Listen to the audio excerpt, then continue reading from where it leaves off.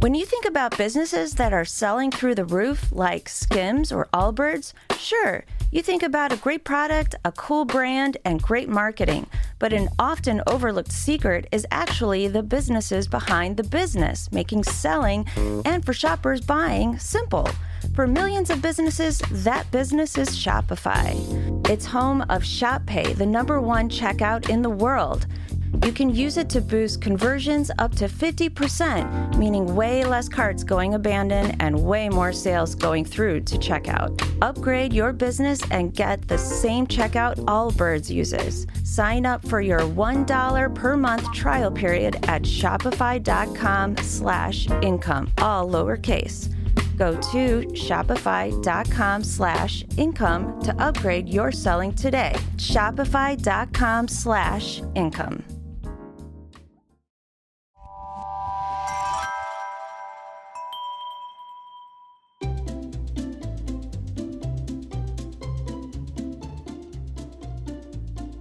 Hello, and welcome to Novel Conversations, a podcast about the world's greatest stories. I'm your host, Frank Lavallo, and for each episode of Novel Conversations, I talk to two readers about one book, and together we summarize the story for you.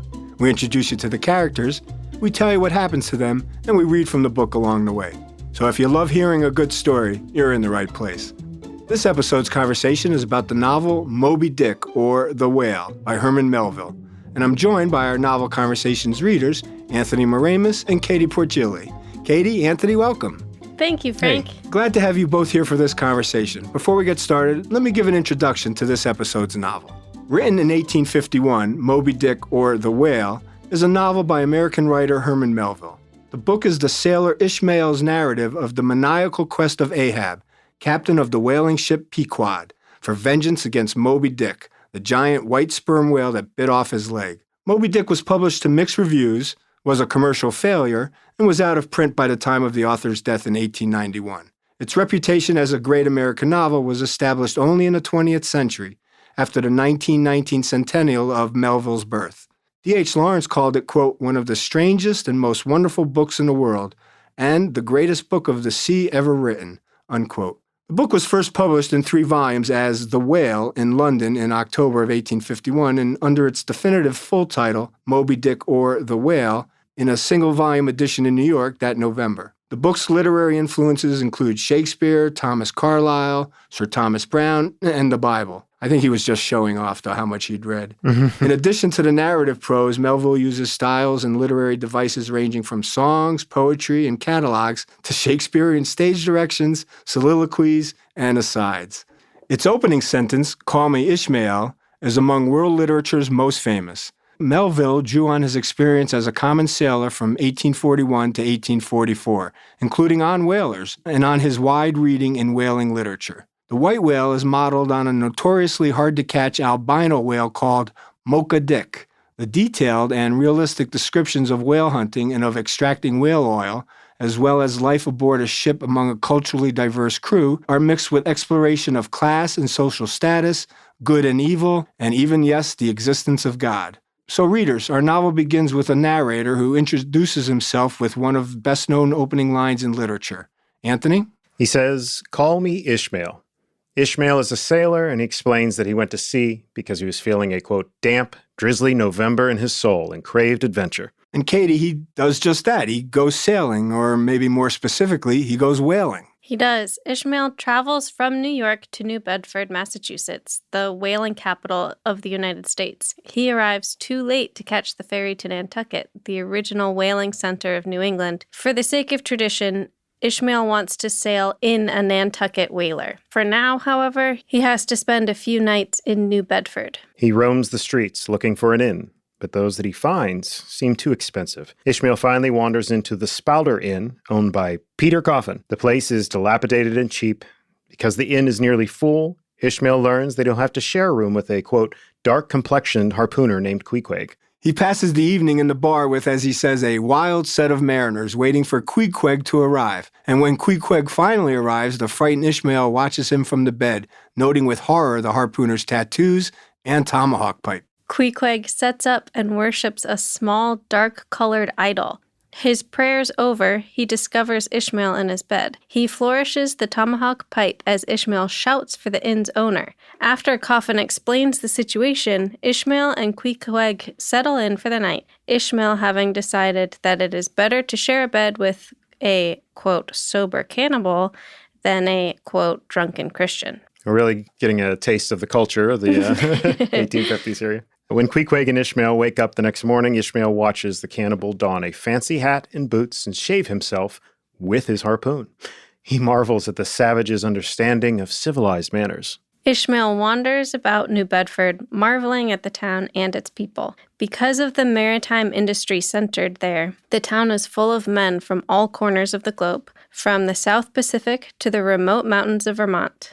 The great mansions and finely dressed women of the town all exist thanks to the high prices that the whale oil commands. Ishmael finds the whaleman's chapel, which contains plaques commemorating those lost or killed at sea. And he ponders the contradictory message inherent in the chapel. If heaven really is a better place, it doesn't make sense for a dead man's friends and relatives to mourn him so inconsolably. Ishmael's surprised to find Queequeg in the chapel. A man arrives at the chapel and climbs up a rope ladder into the pulpit, which is shaped like a ship's bow. He is Father Mapple, the preacher in this chapel, a favorite among whalesmen for his sincerity and ability to make his sermons relevant to their lives. Mapple takes his theme for this Sunday's sermon from the story of Jonah, the prophet swallowed by a great fish, in other words, a whale. Mapple typically uses Jonah's story to preach about man's sin and his willful disobeying of God's commandments. These chapters established the basic plot and thematic conflicts of Moby Dick and also introduced two of the novel's most important characters, Queequeg and Ishmael.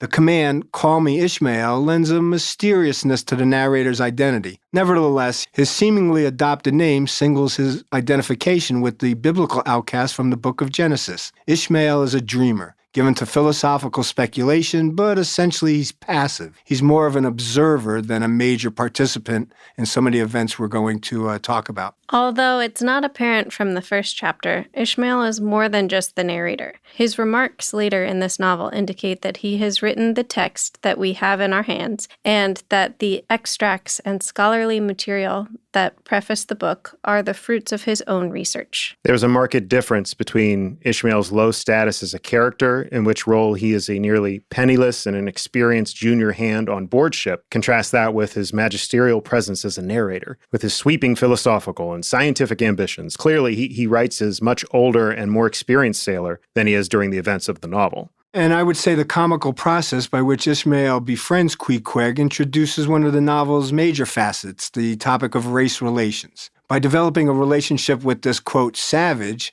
Ishmael shows that he isn't bound by his prejudices. Indeed, his interactions with Queequeg make Ishmael realize that although most would call Queequeg a savage, the harpooner actually has a deeper understanding of what, quote, civilization means than perhaps most white men do. Contemplating Queequeg's serene comportment, Ishmael develops a great respect for his new friend, noting that, quote, you cannot hide the soul under tattoos and appearances. Although Ishmael still thinks of Queequeg as a savage, he makes some small gestures of friendship towards Queequeg, and the two become friendly. Queequeg is a native of a South Pacific island called Kokovoko, which is, quote, not down on any map, true places never are. Queequeg is the king's son, and he desired to leave the island to see the world, and he claims to learn about Christianity. When a whaling ship stopped to Kokovoko, he sought passage but was denied a job. He stowed away on the departing ship and through sheer persistence was finally taken on as a whaler. And since then, he's become a skilled harpooner. And although his father's probably dead by now, meaning that Queequeg would be king,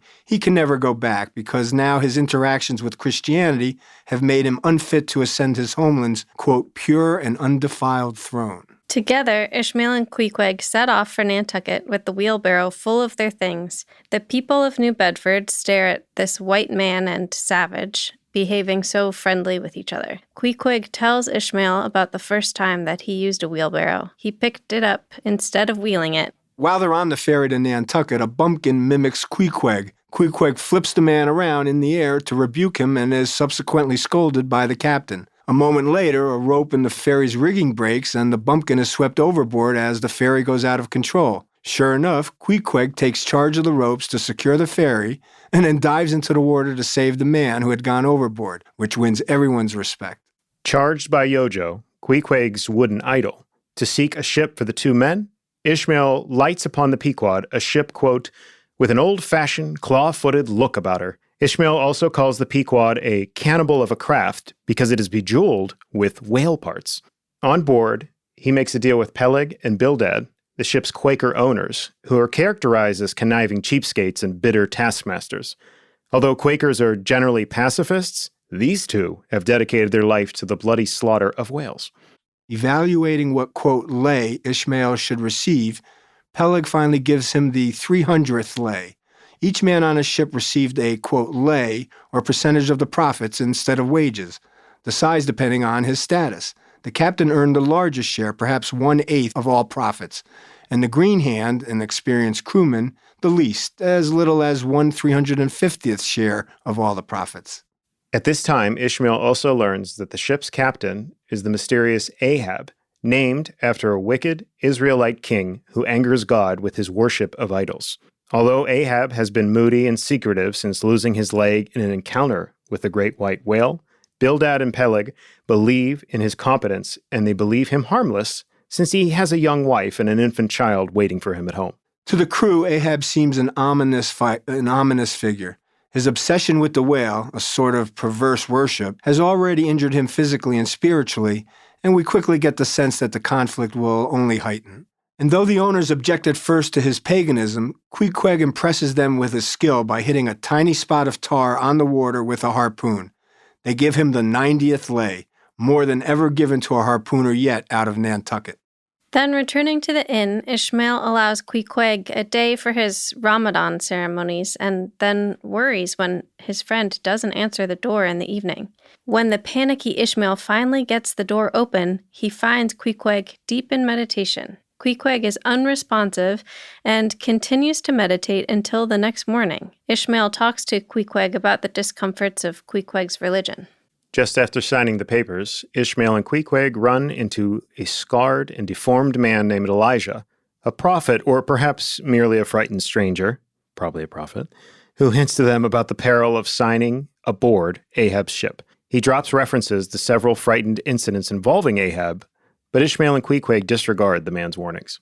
Probably a prophet because he's named after a biblical prophet. I don't know. I just have a feeling. It's just something tells me. Well, and that's why, right, guys, these chapters are filled with foreshadowing and dark imagery. Elijah, who shares his name with the Old Testament prophet who foretold destruction to the biblical Ahab, tells Ishmael and Queequeg the Pequod is doomed. Approaching the Pequod at dawn, Ishmael thinks that he sees sailors boarding the ship and decides that the ship must be leaving at sunrise. As the sun rises, the Pequod crew arrives and the ship prepares to sail. All right, readers, I think with that start, let's take a break here, and when we come back, we'll start our quest for the great white whale. You're listening to Novel Conversations. We'll be right back.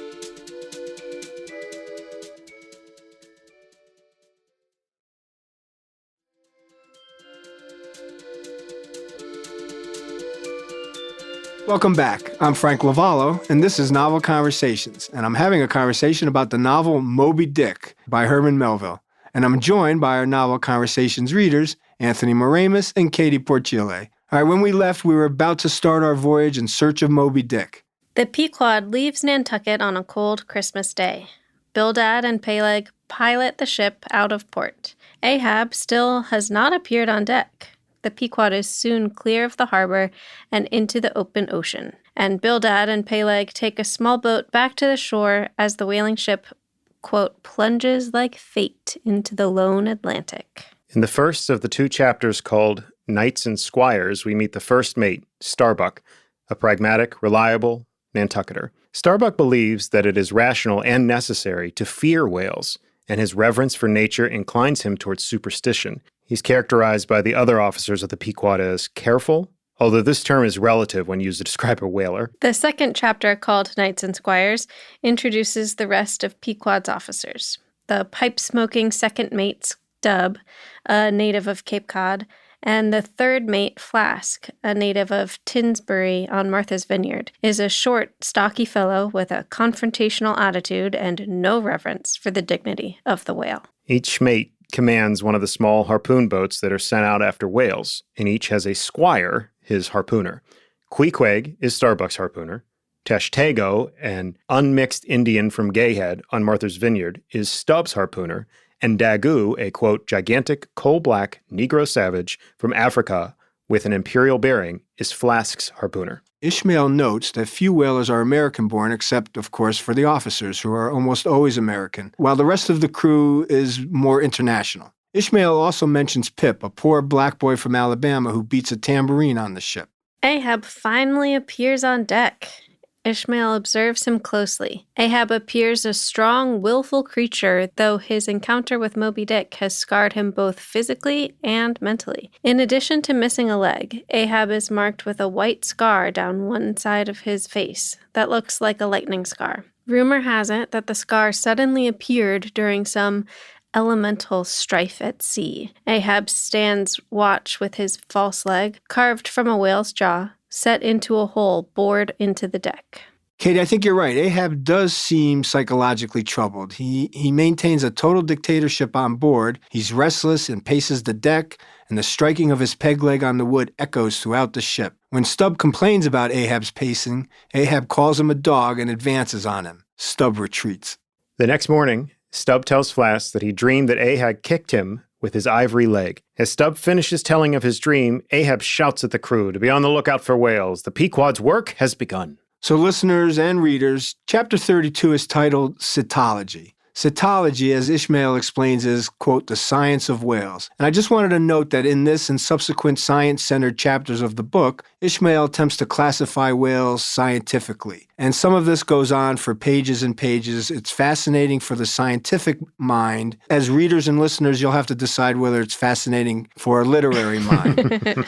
But he includes quotations from various writings on the whale, adding that others might be able to revise this draft of a classification system. As I said, the science is beyond the scope of this conversation, but I enjoyed much of the information and knowledge that Melville looks to impart to us. For sure, it really colored it in and gave you more of that, how he approached it as a character, too. Absolutely. He approached it, right, as a character and then as Melville, and Melville as a writer. Right, Yeah. right. He did his research. Chapter 34 shows the ship's officers at dinner. Meals are a rigid affair over which Ahab presides.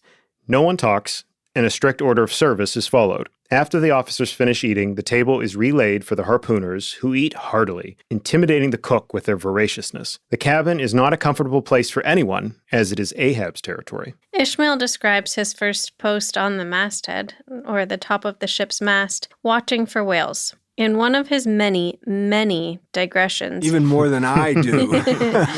he provides a history of mastheads and their role on whaling ships. Sure, I was wondering. Otherwise, you'd have to Google it. The masthead is a place where whalers spend a great deal of time, and Ishmael laments in its lack of comforts. On a South Seas ship, the masthead offers only 2 small pegs upon which to stand. He compares this setup to that of other ships, which have miniature cabins atop the masts. Ahab finally makes an official appearance before the men. First, he stirs the crew by calling out simple questions about their mission, to which they respond in unison. He then presents a Spanish gold doubloon, proclaiming, "Whosoever of ye raises me a white-headed whale with a wrinkled brow and a crooked jaw, he shall have this gold ounce, my boys." Nicely done. Pirate speak. The men cheer, and the harpooners ask if it is Moby Dick that Ahab seeks. Ahab then confesses, in response to Starbuck's query, that it was indeed Moby Dick who stripped him of his leg, and he announces his quest to hunt the whale down. The men shout together that they will hunt with Ahab, though Starbuck protests that he, quote, came here to hunt whales, not his commander's vengeance. Ahab commences a ritual that binds the crew together. He orders all of his men to drink from one flagon that gets passed around. Ahab anoints Queequeg, Tashtego, and Daggoo, quote, my 3 pagan kinsmen. He then makes them take the iron off of the harpoons to use as drinking goblets. They all drink together as Ahab proclaims, "God hunt us all if we do not hunt Moby Dick to his death." Once alone, Ahab offers a melancholy soliloquy. He notes that everyone thinks that he is mad and that he agrees with them to a certain extent. He self-consciously calls himself demoniac and madness maddened. He reveals that it was foretold that he would be dismembered by a whale. And in chapter 38, titled Dusk, we get Starbuck's answering monologue. As we said, Melville uses lots of different literary techniques. Though Starbuck fears that it will all turn out ill, he feels inextricably bound to Ahab, compelled to help him to, quote, his impious end. When he hears the revelry coming from the crew's forecastle, he laments the whole doomed voyage and the, quote, latent horror in life. And in chapter 39, called First Night Watch, is Stubb's monologue, providing yet another perspective on the voyage. Stubb, believing all to be predestined, can only laugh and sing a little ditty. Ishmael explains that Ahab lost his leg when he tried to attack Moby Dick with a knife after the whale destroyed his boats. Far from land, Ahab did not have access to much in the way of medical care and thus underwent unimaginable physical and mental suffering on the ship's return to Nantucket. Ishmael deduces that Ahab's madness and his single-minded drive to destroy the whale must have originated during his bedridden agony. We're given a short, dramatic dialogue between two sailors on watch. One thinks that he has heard a human-like noise from the hold, where the ship's cargo is normally stowed. The other hears nothing, and the first reminds him that Stubb and the others have whispered about a mysterious passenger in the hold. Ishmael describes Ahab's attempts to locate Moby Dick. Ahab believes that he can predict where the whale will be by tracing currents that the whale might follow in search of food. He is also aware that Moby Dick has been known to show up in a certain place at the same time every year. Ahab's single-minded focus occasionally leads him to burst into fits of near-mad shrieking. Ishmael considers the means by which Ahab will exact his revenge. Because Ahab must use men as his tools, he has to be careful to maintain their loyalty throughout the long sea voyage. Ahab knows that he can appeal to their emotions for a limited time, but cash is a more reliable motivator. He is acutely aware that he has changed the purpose of the voyage from that which the ship's owners intended. He knows that he must aggressively pursue all sperm whales in his path, or his officers will have grounds to relieve him of his command. At this point, Ishmael describes the slow, almost dreamy atmosphere on the ship when it's not in pursuit of a whale. But the ship is soon jolted out of their reverie by Tashtego's sighting of a whale. Suddenly, everyone is busied in preparation for the whale hunt. Just as the men are about to push off in the harpoon boats, quote, 5 dusky phantoms emerge around Ahab. As the crew launches the harpoon boats for the first time this voyage, Ahab's secret crew, so they were right when they heard something, that secret crew emerges from the hold and boards the captain's harpoon boat. Fadallah, their leader, is a dark, sinister figure with a Chinese jacket and a turban made from coiling his own hair around his head. With him are several more, quote, tiger yellow natives of all the Manilas, the Philippines, who have been hiding in the hold of the Pequod. Ishmael recalls the shadowy figures that he saw boarding the ship in Nantucket, the strange noises that have been heard coming from the hold, and Ahab's frequent visits down there. All these phenomena are explained by the presence of Fadallah and his men. And Ahab's decision to have his own harpoon boat and crew, says Ishmael, is not typical practice in the whaling industry. Captains do not frequently risk themselves in pursuit of whales, and Ahab's injury makes it even more surprising that he would personally command a harpoon boat. Clearly, the Pequod's owner would not approve, which accounts for Ahab's secrecy about his plans. However strange, quote, in a whaler, wonders soon wane, because there are so many unconventional sights on such a voyage. Even though whalesmen are not easily awestruck, they find Ahab's crew bizarre and, quote, that hair-turbaned Fadallah remains a muffled mystery to the last. Ishmael hints that there is something, quote, demoniacal about that man. The Pequod's first lowering after a pod of whales is unsuccessful.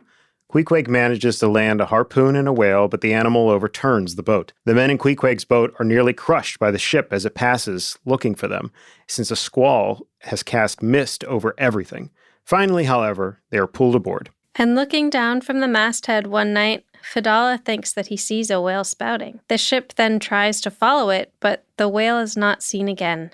Mysteriously, a similar spout is seen regularly each night from then on. Ishmael calls it a spirit spout because it seems to be a phantom leading them on. Some think it might be Moby Dick leading the ship on toward its destruction.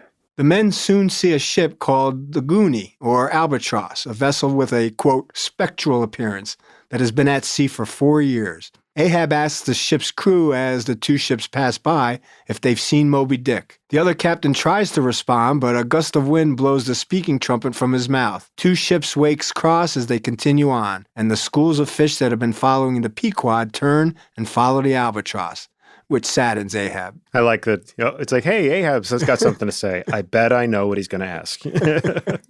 Ishmael then explains why the Pequod and the Albatross did not have a, quote, gam.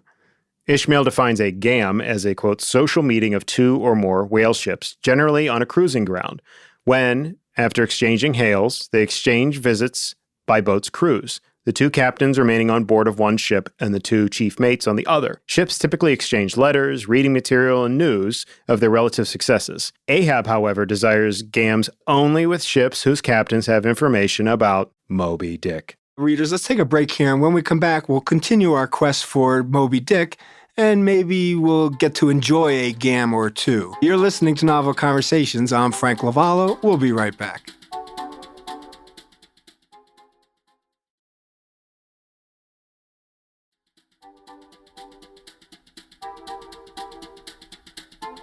Welcome back to Novel Conversations. I'm your host, Frank Lavallo, and today I'm having a conversation about Moby Dick by Herman Melville. When we left, we were on our quest to find Moby Dick, and the Pequod had encountered another ship called the Goonie, but Ahab had no interest in talking to the ship's captain because he had not seen Moby Dick. As the Pequod sails towards Java, Daggoo thinks that he sights Moby Dick. The boats are lowered and the animal pursued, but it was a false alarm, and as it is only a giant squid, which is taken as a bad omen. Ishmael notes that the squid is conjectured to be the sperm whale's food.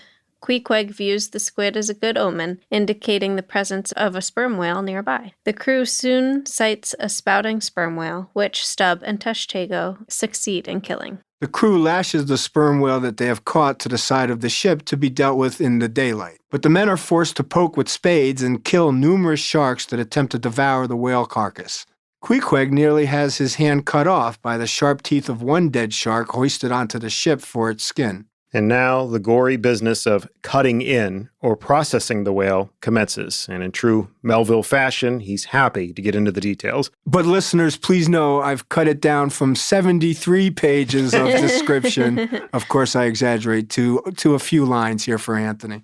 The cutting in involves inserting a hook in the whale's blubber and peeling the blubber off as one might peel off an orange rind in one strip. Ishmael describes the, quote, scientific anatomical feat of the whale's beheading, which occurs before the carcass is released. The head holds the valuable spermaceti from which the finest oil comes. And after the cutting in, the whale is released for its, quote, funeral, in which, quote, the mourners are vultures and sharks. The frightful white carcass floats away, and a, quote, vengeful ghost hovers over it, deterring other ships from going near it. Frequently, floating whale corpses are mistaken for rocks and shoals, and thus enter on mariners' charts, causing future whalers to avoid the area. The whale thus continues to inspire terror even in death. The Pequod spots a right whale. After killing the whale, Stubb asks Flask what Ahab might want with the, quote, lump of foul lard. Right whales were far less valuable than sperm whales. Flask responds that Fedallah says that a whaler with a sperm whale's head on her starboard side and a right whale's head on her leeboard will never capsize afterward. Then they both confess that they don't like Fedallah and think of him as the devil in disguise. The right whale's head is lifted onto the opposite side of the boat from the sperm whale's head, and, in fact, the Pequod settles into balance. As Ishmael observes, however, the ship would float even better with neither head there. Exactly. The two whale heads hanging from the Pequod provide an opportunity for Ishmael to give a lesson on practical cetology.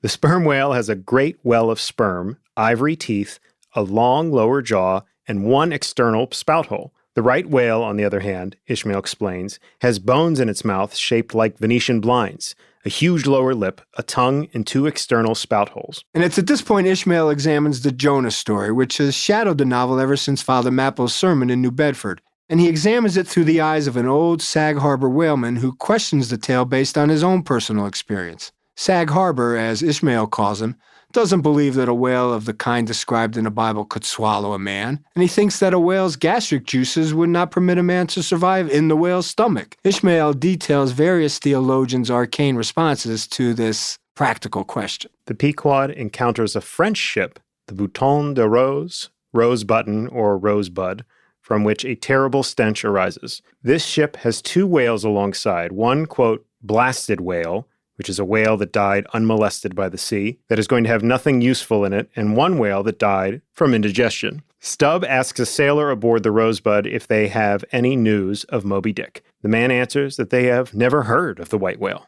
Crafty Stubb asks why the man is trying to get oil out of these whales when clearly there is none in either. The sailor replies that his captain, on his first trip, will not believe the sailor's own statements that the whales are worthless. Stubb goes aboard to tell the captain that the whales are worthless, although he knows something that the other sailor doesn't. The second whale might contain ambergris, a valuable substance found in the intestines of a sick whale.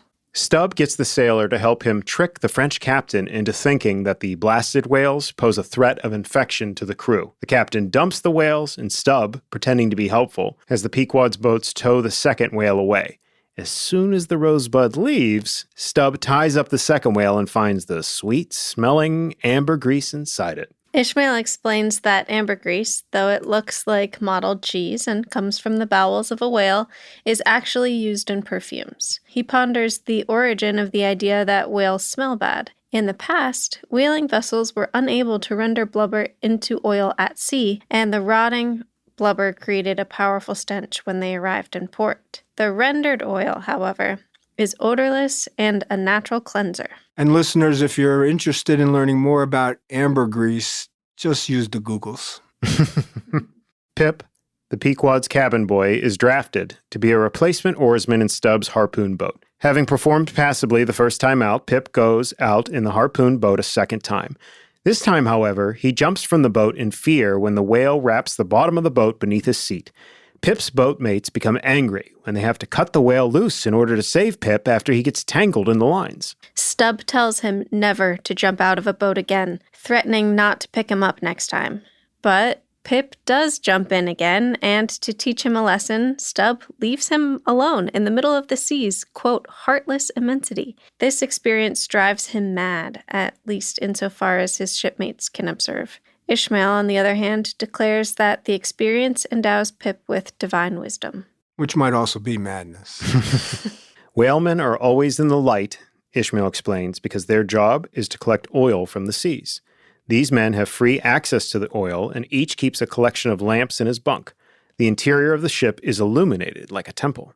The Pequod meets the Samuel Enderby, a whaling ship from London with a jolly captain and crew. Ahab asks if the other crew has encountered the Moby Dick. Surprise, surprise. The captain, named Boomer, has, and he lacks an arm because of it. The 2 mutilated captains touch their false limbs in a toast. Salute!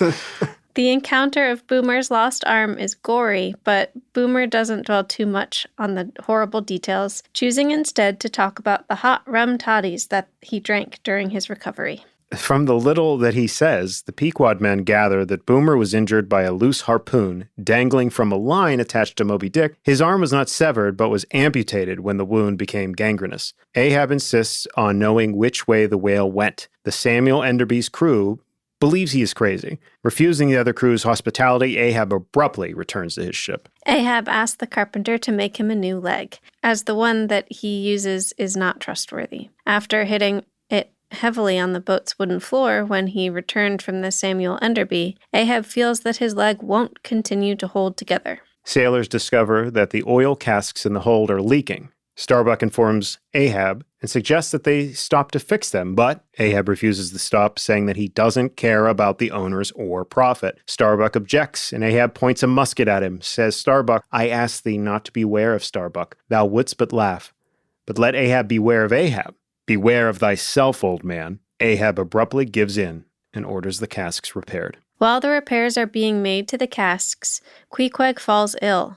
Thinking he is going to die, he orders a coffin made and fills it with his harpoon, his idol, and various other important possessions. He lies in it and closes the cover, and Pip dances around the coffin. Pip asks Queequeg to look for the former's old, sane self in paradise after he dies. Queequeg soon feels well again and emerges from his coffin. Ishmael attributes this recovery to Queequeg's, quote, savage nature. Queequeg claims that he has willed himself back to health. Queequeg uses the coffin as a chest for his belongings and sets about copying the tattoos on his body onto the lid of the coffin. Ahab asks the blacksmith to make a special harpoon with which to kill the white whale. He gives the blacksmith the stubs of the nails from racehorse shoes, the toughest steel known, with which to make the harpoon. Although Ahab gives the blacksmith directions, he soon takes over the crafting of the harpoon himself, hammering the steel on the anvil and tempering it with the blood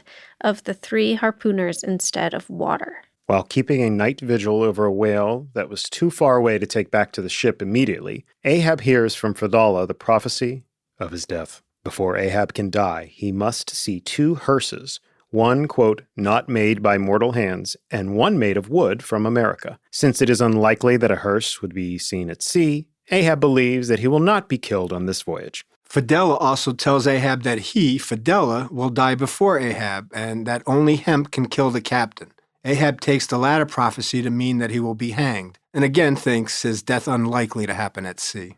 When the storm finally dies down, Starbuck goes below to report to Ahab. On the way to the cabin, he sees a row of muskets, including the very one that Ahab had leveled at him earlier. Angry about Ahab's reckless and selfish behavior, he debates with himself about whether he ought to kill his captain. He decides that he cannot kill Ahab in his sleep and returns to the deck, asking Stubb to wake Ahab. And as the Pequod approaches the equatorial fishing ground, the sailors think that they hear mermaids or ghosts wailing. The Manxman says that these are the voices of the newly drowned men in the sea. Ahab laughs at this nonsense, telling the men that they have passed a seal colony in the night. Many of the men are superstitious about seals, though, and Ahab's explanations help little. The next morning, one of the Pequod's crew falls from a masthead. The life buoy that is thrown in after him is old and dried out, and it fills with water and sinks. The man drowns. Starbuck, Stubb, and Flass decide to replace the life buoy with Queequeg's coffin.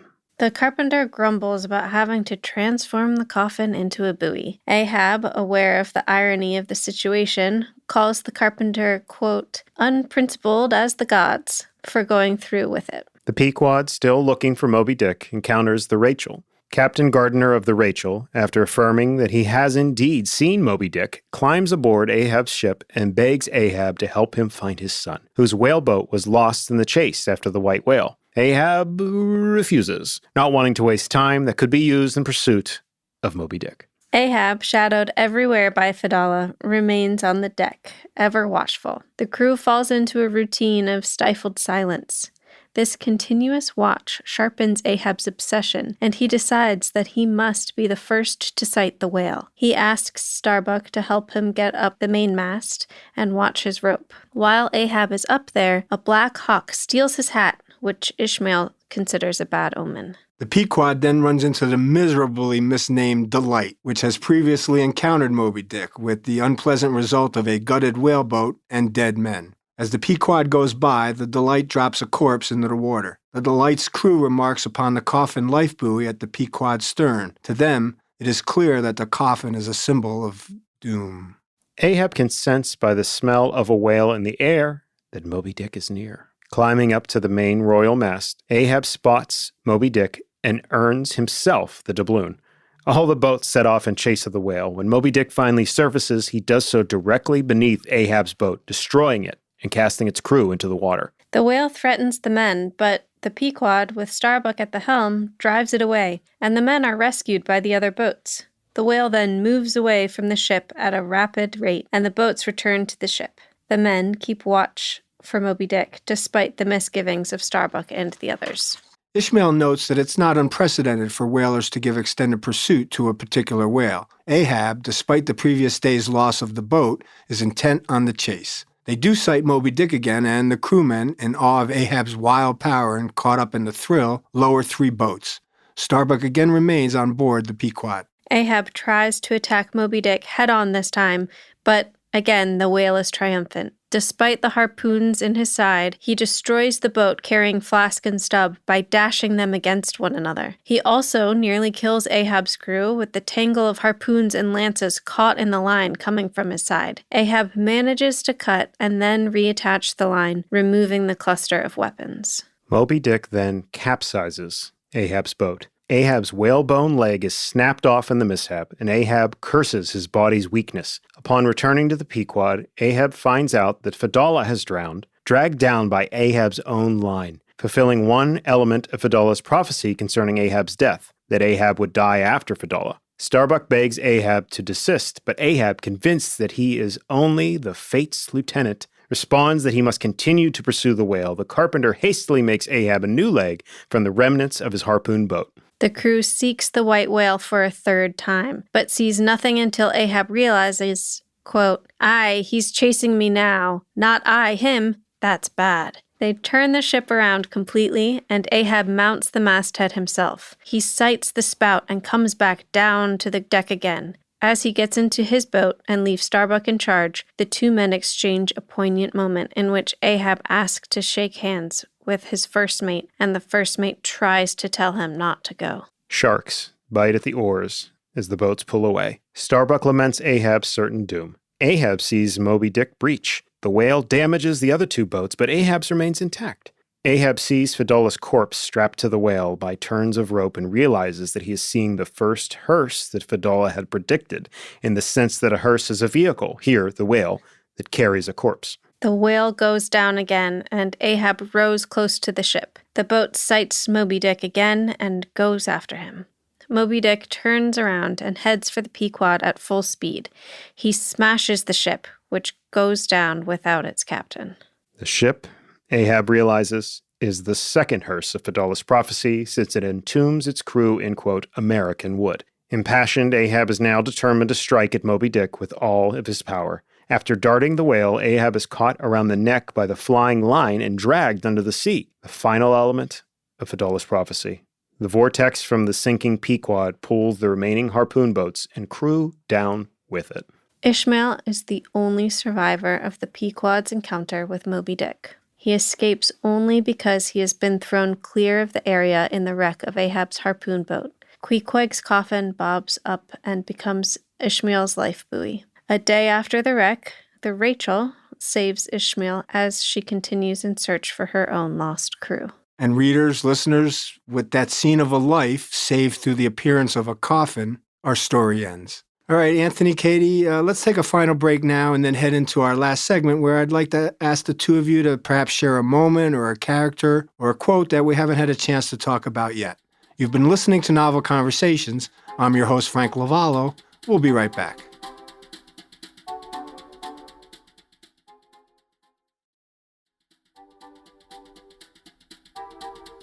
Welcome back. You're listening to Novel Conversations. I'm Frank Lavallo, and today I've had a conversation about Moby Dick by Herman Melville, and I was joined by our Novel Conversations readers, Anthony Moramis and Katie Porcile. Anthony, Katie, before our break, we ended our story, and now I'd like to ask the two of you to perhaps share a moment or a character, or maybe a quote that we really haven't had a chance to get to yet. Anthony, do you have something for us? So obviously, I enjoyed reading Ahab's lines, and I wanted to bring up... You really enjoyed reading Ahab's lines. I almost gave you Katie's lines from Ahab as well. No, I'm not that... Well, I'll take them.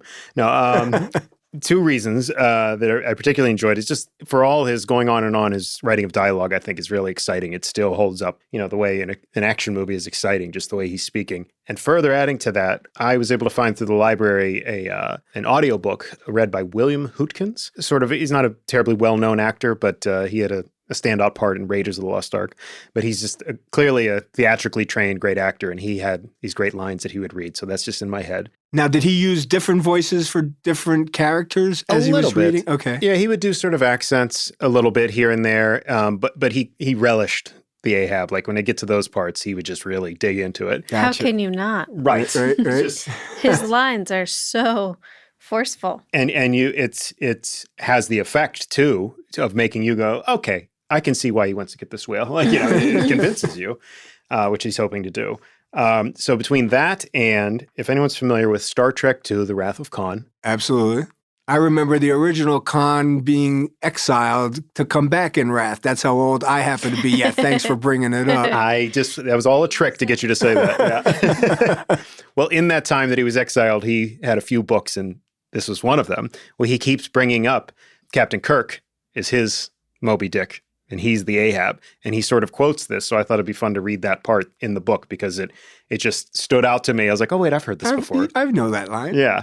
So he says, this is in the chapter, The Quarterdeck, chapter 36, which with a book like this is early on. He says, Aye, and I'll chase him round Good Hope, and round the Horn, and round the Norway maelstrom, and round perdition's flames before I give him up.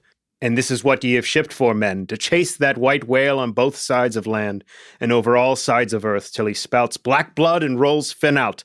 What say ye, men? Will ye splice hands on it now?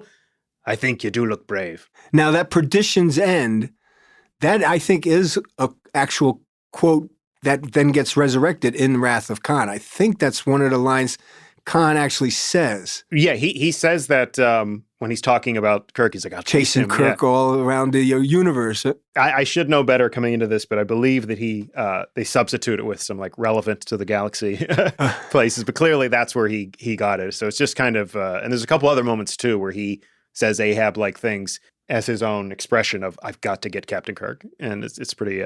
Katie, do you have something for us? I do. Well, this book is dense, and there's so much to read, and there's so much excitement. And then in between excitement, there's these long chapters that just kind of talk about whaling or whales or what they look like or how to get the oil and things like that, which is a little bit like being on a whaling ship. Because, you see a whale and you get it for the day and then you go days and days without doing anything more.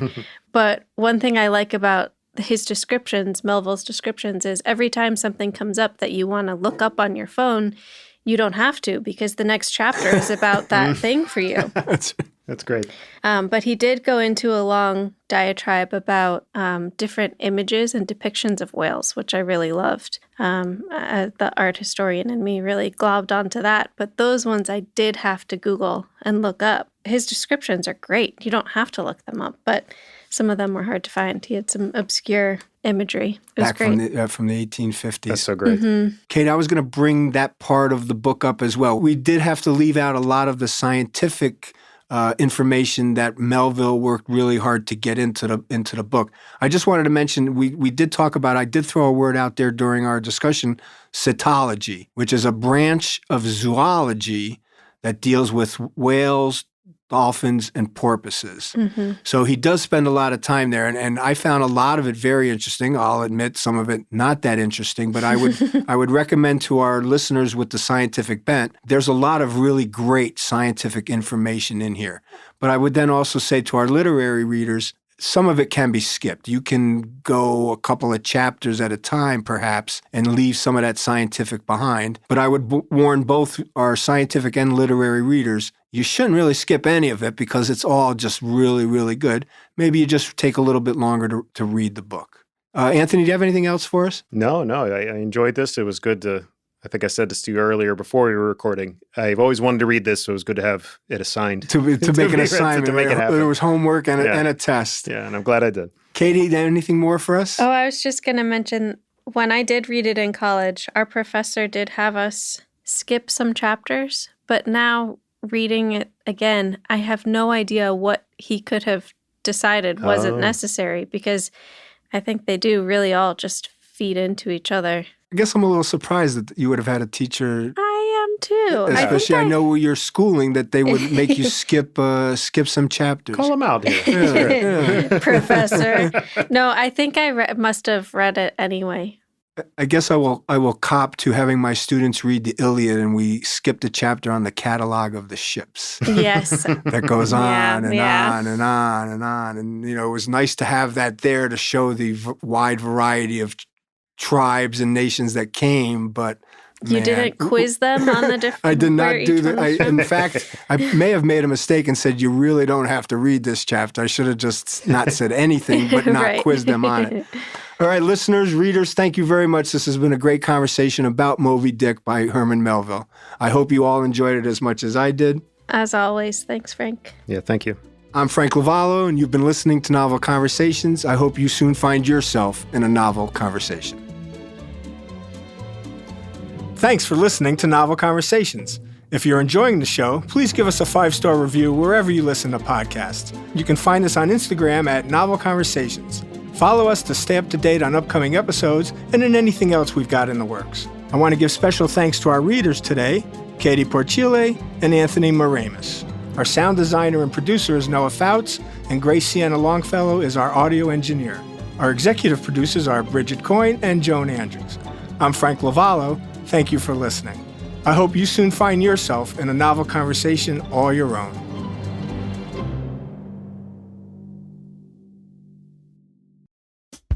Hey nerds, I'm Sarah, the paper nerd, and if you've ever wondered what goes into that greeting card you just sent or received, well, quite a lot. Get your paper fix on the Paperfold, where I host an enchanting mix of personalities and players, all nerding out on my favorite topic, stationery.